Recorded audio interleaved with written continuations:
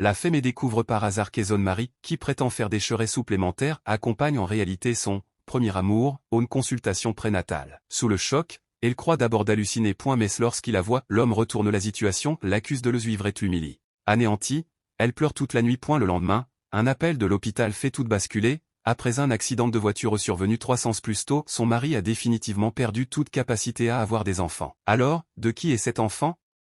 Un souvenir lui revient de soudain, le jour de leur mariage, quelque chose n'allait pas se lui. Son désespoir laisse place à la lucidité. Elle cesse de lamenter et installe en secret une caméra dans leur ancien logement conjugal. Très vite, ses soupçons se confirment. Sous ce prétexte de déplacement de professionnel, son mari émène sa maîtresse. Pire encore, la caméra enregistre un appel téléphonique de celle-ci avec un certain président Sun.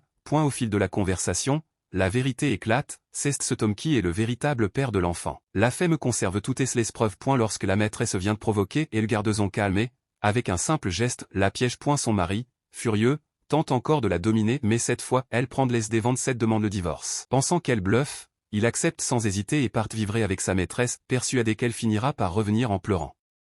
Mais contre toute attente, la femme reprend sa vie en main, shopping, soins, yoga, et surtout, elle remettait son enregistrement à son avocat. Le verdict est sans appel, les preuves sont solides, et elle peut obtenir un divorce à son avantage, laissant son mari sans rien. Peu après, lors de l'anniversaire de la belle-mère, celle-ci se réjouit d'accueillir bientôt son fils et sa belle-fille, suscitant l'admiration de tout. Mais à la surprise générale, l'homme arrive, accompagné de sa maîtresse, qui se fait passer pour l'épouse. Ignorant encore la tempête qui approche, ils savourent leur moment de gloire. Ils sont loin de se douter que la vérité est sur le point d'éclater, et que leur chute sera aussi brutale qu'eux.